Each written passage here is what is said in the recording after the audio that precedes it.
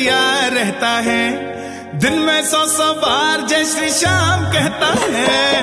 प्रेमियों से सांवरे की बातें करता है, खाटू जाने के लिए तैयार करता है। किलोमीटर की गिनती वो करता नहीं, तूफानियों से बाबा वो डरता नहीं। जिन्हें दिखता ही बस बाबा शामिल हो, उन्हें परवाह नहीं किसी बात की।